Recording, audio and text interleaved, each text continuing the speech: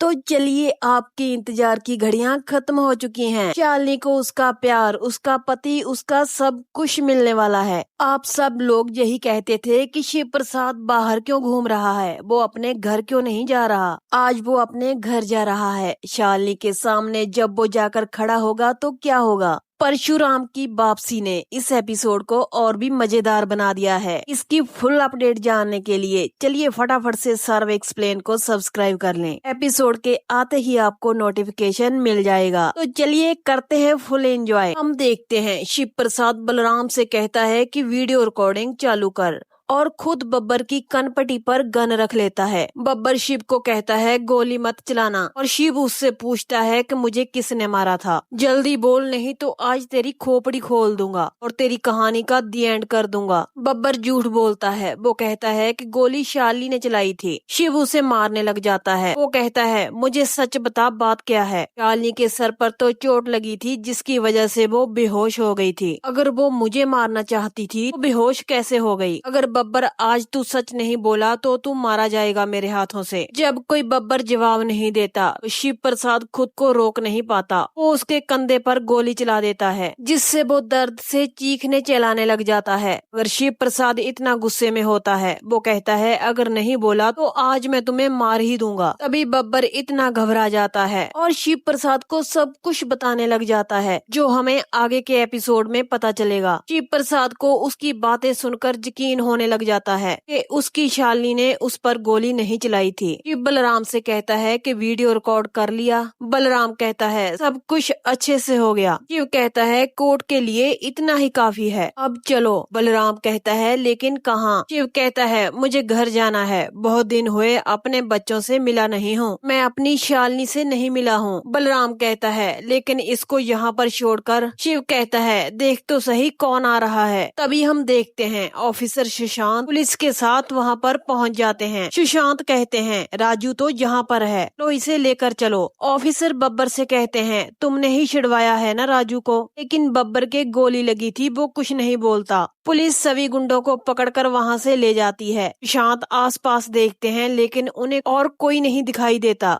लेकिन शिव प्रसाद और बलराम तो वहीं पर होते हैं, ये सब कुछ देख रहे होते हैं। शिव कहता है बब्बर अब कम से कम 1 महीने के लिए सलाखों के पीछे जाएगा। पहले FIR होगी, फिर केस दर्ज होगा, और इन सब के बीच जो दीक्षित परिवार का ये दामाद है ऐसा खेल खेलेगा जो वो लोग अंदाजा भी नहीं लगा सकते। बलराम कहता है अब क्या करेगा तू। शिव रोमांटिक मूड में होता है। वो कहता है बहुत दिनों से मैंने प्यार नहीं किया, पहले तो मुझे प्यार करना है। बलराम कहता है तू उस शीतल के साथ। तभी शिव बलराम को चुप रहने के लिए कहता है। वो कहता है मेरा प्यार तो मेरी शालिनी है, माई डार्लिंग, माई लव, मेरा सब कुछ है वो। लेकिन शालिनी तो अभी भी दुश्मनों के जाल में पूरी तरह फंसी होती है। शालिनी कहती है क्या ये गहने देखने के लिए आप घर से मुझे जहाँ तक बुलाकर लाई हैं। नम्रता कहती है हाँ ऐसा ही कुछ समझ ले। शालिनी कहती है मैं ये गहने क्यों देखूंगी, मेरा जो असली गहना है मेरी जिंदगी में वो तो है ही नहीं, फिर ये सब आप मुझे क्यों दिखा रही हैं। तभी आरुषि कहती है कि विकी शर्मा ने ये भेजी है सारी चीजें, वो तुमसे इतना प्यार जो करता है इसलिए ये सारे महंगे गहने उसने तेरे लिए भेजे हैं। प्राची कहती है वाकई में दीदी तुम बहुत लकी हो, 2 बच्चों की माँ होते हुए भी ये बंदा तुमसे कितना प्यार करता है। सच में मुझे तो बहुत जलन हो रही है, पता नहीं हमारे नसीब में ऐसा लड़का है भी या नहीं। शालिनी कहती है जरूरत नहीं है मुझे ऐसे प्यार की। शालिनी अपनी माँ से कहती है कि इन लोगों को समझाओ ना, ये सब क्या बोल रही हैं। तभी शालिनी की माँ कहती है कि तू एक खुददार लड़की है,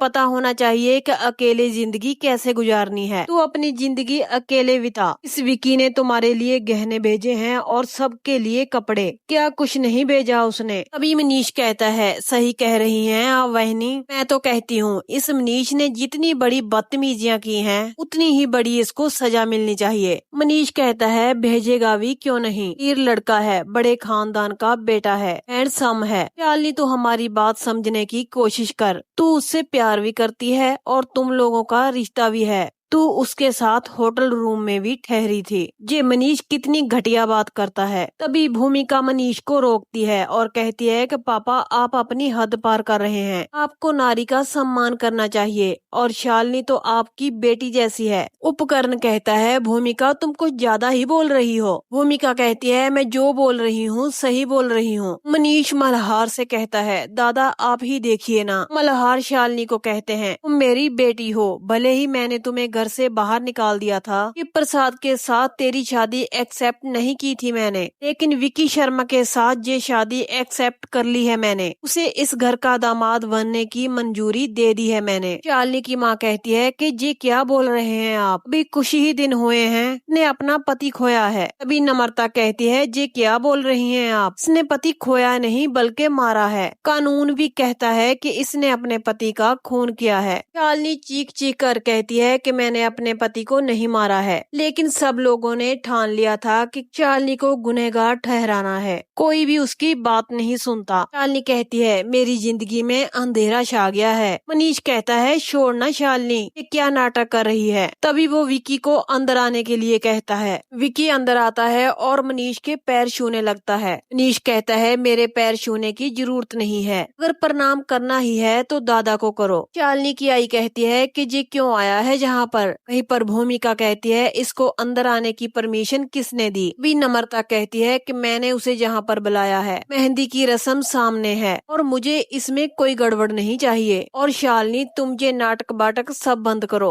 अब तुम्हारा बहुत हो गया है, झूठे आंसू बहाना बंद करो। भूमिका नम्रता को चुप रहने के लिए कहती है, लेकिन वो कहती है कि मैं चुप नहीं रहूंगी। वो कहती है जी जो सब तुमने बेशरम लड़की किया है वो सब कुछ तुम्हें निभाना पड़ेगा, तेरी विकी के साथ शादी होकर ही रहेगी। नीश कहता है नम्रता सही बोल रही है, क्योंकि मैं विकी को वचन दे चुका हूँ और जब मैं किसी को वचन देता हूँ तो पूरा करके ही छोड़ता हूँ। शालिनी कहती है आप कौन होते हैं वचन देने वाले। तभी वहाँ पर आराध्या जाती है। वो कहती है अब जो हो चुका है सबको पता है, अब इस पे पर्दा डालने की क्या जरूरत है। ये विकी आपसे कितना प्यार करता है, उन्होंने आप लोगों की लाइफ के बारे में सब कुछ बता दिया है हमें। कब उसने आपको पहली बार प्रपोज किया था और कब आपने हाँ कहा था, से आप छुप छुप कर मिला करते थे, नाली में आप कैसे मिले। राध्या भी अपने बाप की तरह वैसे ही घटिया बात करती है, तो सामने खड़े बड़ों की लिहाज भी नहीं करती। शालिनी से कहती है विकी से शादी करने के लिए आप हाँ बोल दो। राध्या मल्हार से कहती है कि बड़े काका आपकी परमिशन तो है ना। वो कहते हैं बाप होने के नाते शर्मिंदा हूँ मैं, मेरी बेटी ने जो काम किया है, लेकिन इस बात पर मिट्टी डालना भी बहुत जरूरी है। जिसके दिल में जो आ रहा है वो बोल रहा है, इसीलिए समाज के मुंह पर भी ताला लगाना बहुत जरूरी है। उसके लिए मेहंदी तो होगी ही, लेकिन शालिनी की आई कहती है मैं इसकी अनुमति नहीं देती, मैं नहीं चाहती कि शालिनी की शादी इस विकी के साथ हो। भूमिका कहती है इन सब में मेरी भी हामी बिल्कुल भी नहीं है। मनीष की बेटियां कहती हैं आपकी हाँ या ना किसी ने पूछी भी नहीं है। मनीष कहता है दादा अगर ये शादी नहीं होती तो मैं कोई भी जिम्मेदारी नहीं लेता हूँ, अगर ये शादी हो जाती है तो विकी की जिम्मेदारी मैं लेता हूँ, ये मेरा वादा है आपसे। मल्हार कहते हैं जो हुआ सो हुआ, गलती तो तूने की है, अब ये शादी कर ले, दूसरी गलती मत कर। तभी वहाँ पर नंदनी आती है और कहती है कि इस सिचुएशन में शादी हो भी नहीं सकती, कानून इसकी इजाजत नहीं देता। नंदनी कहती है शालिनी तुझे किसी की बात सुनने की कोई जरूरत नहीं है, बस तू अपने दिल की सुन। तभी विकी कहता है शालिनी जी मैं भी यही कहता हूँ, आप अपने दिल की सुनिए, जो आपका दिल कहता है वही करिए। वैसे भी पूरी दुनिया के सामने ये कबूल करने में हर्ज ही क्या है कि तुम मुझसे प्यार करती हो। मुझे देखो ना मैं पूरी दुनिया के सामने यही कहता रहता हूँ Shalini I love you, Shalini I love you, हमेशा तो कहता रहता हूँ। तभी शालिनी विकी पर हाथ उठाती है मगर नम्रता शालिनी को रोकती है। वो कहती है नाटक मत कर बेशरम लड़की, हिंदी की डेट फिक्स हो चुकी है। नीश और नम्रता विकी को वहाँ से जाने के लिए कहते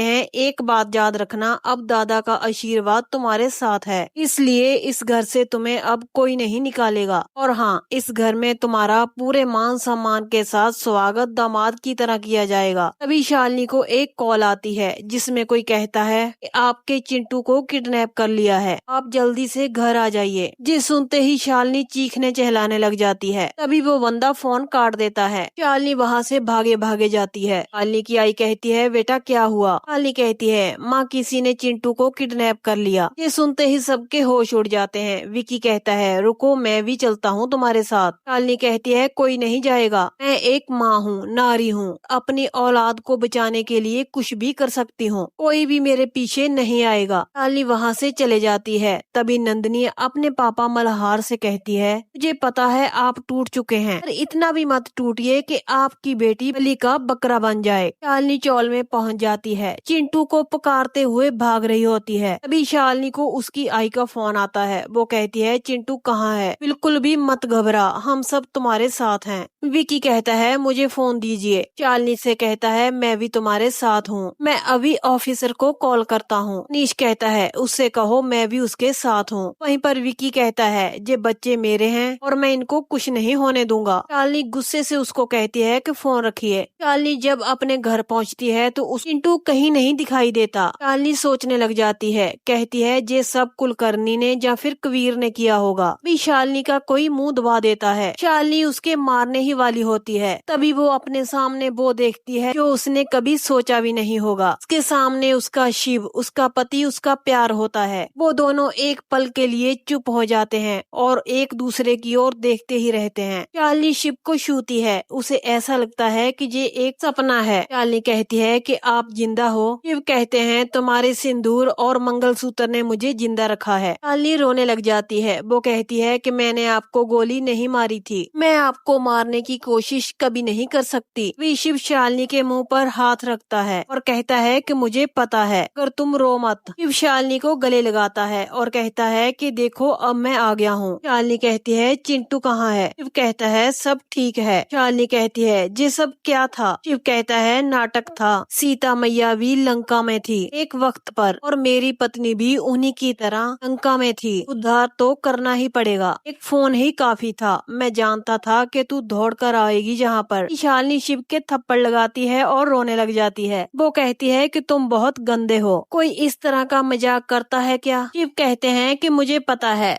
पर फिर भी मैं तुम्हारा ही पति हूँ। शालिनी थोड़ा गुस्सा होती है। शिव कहते हैं ए मिसेज आई लव यू। तभी शिव और शालिनी अपने प्यार में खो जाते हैं। यहीं पर इस एपिसोड का एंड हो जाता है। आज के एपिसोड के लिए वीडियो को एक लाइक तो जरूर बनता है। शालिनी के पास शिव आ चुका है लेकिन फिर भी वो सबसे कहेगी कि मैं विक्की के साथ शादी करूंगी। खैर नेक्स्ट एपिसोड में क्या होने वाला है ये सब जानने के लिए आप हमारे चैनल सर्वे एक्सप्लेन को सब्सक्राइब जरूर कर लें। एपिसोड के आते ही आपको नोटिफिकेशन मिल जाएगा। तो आपसे कल मिलते हैं इस धमाकेदार एपिसोड की अपडेट के साथ।